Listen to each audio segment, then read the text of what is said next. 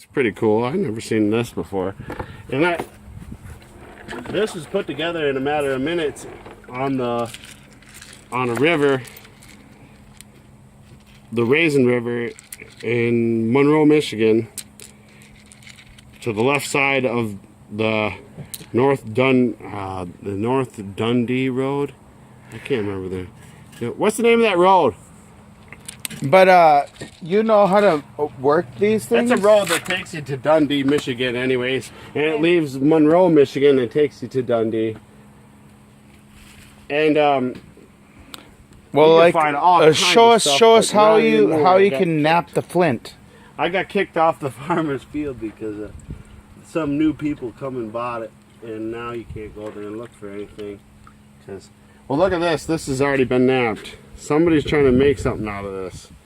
It's been structured to some sort of a biface. You can see a hinge fracture, another couple spots where it's beveled at edge. It's got a beveled edge, so that's the telltale sign somebody worked on it. Same thing with this.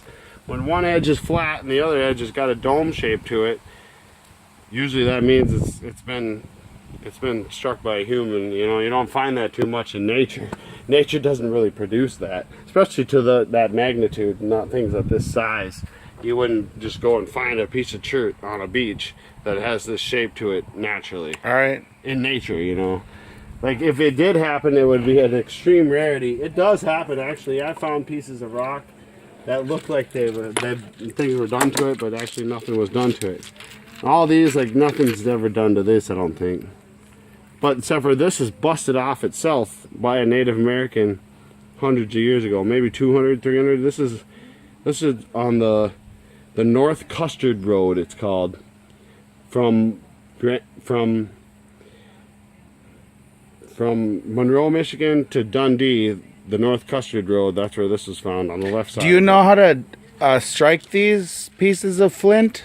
Oh, to make an arrowhead? Yeah. Could you give us an example of that? Ooh, this is, at this point? Maybe, but what they do to the flint a lot to make it easier to work on, they'll fire it. They'll heat it in a furnace outside, and or they'll just throw this particular piece of flint. If I took this and put it in a fireplace and burnt it for a while, when it came out, it might be pink or some other strange color.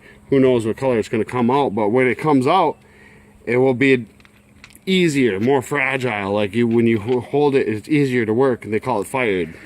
Well, how do you can you show me exactly like how to chip things? A low grade piece right here, but I might be able to do something with it. Yeah, try it. Try it. I'd have to find a hammerstone. Find me a hammerstone. The hammerstone, something more significant. This might be it. This is a more quartzite piece of limestone flint, like where flint. Well, how do you limestone, hammer? They go together, you know. This has got a lot. This, because it's a low grade flint, has a lot of limestoney quality in it.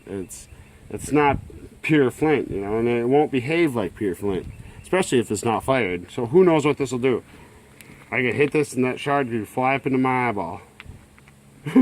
We'll hope that doesn't happen. But on your angles, your 45-degree angles right there, if I expected to hit right there, it's probably going to hinge and drop out of right here and just create a big ugliness that you can't work with and make this into anything. But this face right here is kind of, you know, it's beautiful to make something out of. But the technique that the Indians used back in the day is nothing like what they know now. The technique is lost. The tradition of making ancient pieces how they did, they're still trying to find out how they did that. They're studying it all the time. People to hit it. Alright, the hell, let's hope nothing bad happens. I don't know where to hit this. This is some like professional would laugh at me the way I hit this, like to see if I could get something out of it, like create a biface. Because there's all these angles. They would know right where to hit this. Like they could hit it right here, and they could drive a flake this way, maybe. But to me, my instinct tells me I want to just knock off this big piece right here. That's probably the horriblest thing to do, though. I don't really know how you would hit this. Let's take a guess, though. Try it. Let's take a guess and try to make something. It followed my finger a little bit. And it created an edge. So let's hope that it's workable, you know. And the Indians back in the day, when they hit the first initial hit, when they found a stone and hit it and it did what they wanted to, then they knew it was workable. And they said, oh, we got something we could work with.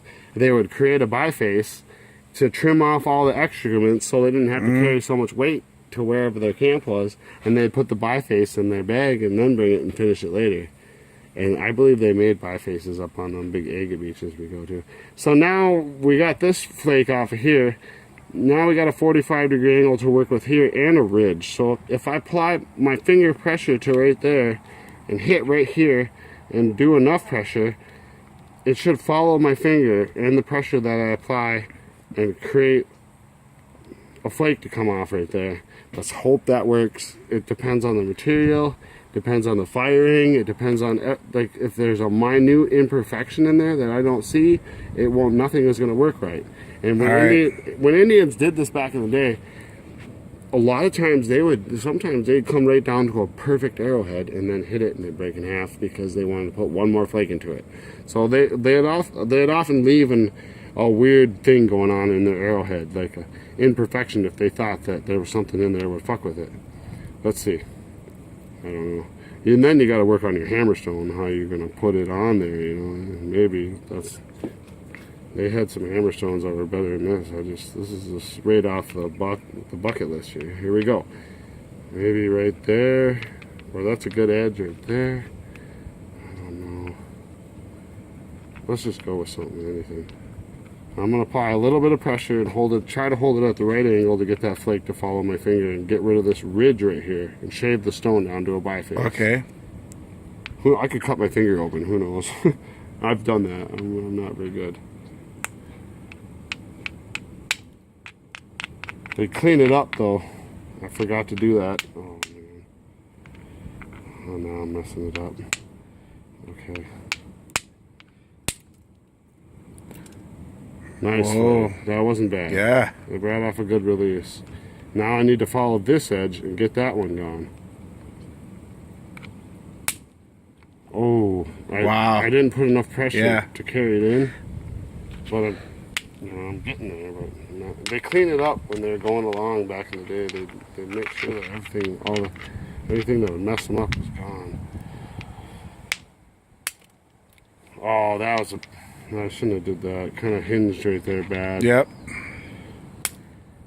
That straightened it out, but not as much as I wanted to. And that hinged bad because it's an impure material and I'm not that good. I should have cleaned it up more. I know what they're doing back in the day. They clean it up. Anything that's off center would mess them up. So they wanted a clean strike. So nothing would be bad about it. And that drove a lot off, but I didn't clean it probably. If I would have hit it, them back in the day, they would hit it a little bit higher on the ridge, and that flake would have drove up and took this centerpiece out. And it would start to look like a knife or a blade of some sort. But I'm just not that good. The piece just went in my mouth. That was a nice flake, but now I need to get that high ridge gone. I kind of got it gone, but I messed it up too at the same time. It dove in too much. But it still created a lot of serratedness. And sometimes they just go with what they could. When they had what they could, they would make what they could. Like if the stone didn't behave they wanted it to, the way they wanted it to, they would say, oh well, this is what I have to work with. Yep. And they'd create a piece out of that. And they'd even attach it to a stick, and if it was functional, it was functional. If it's not, then well, you're having a hard time.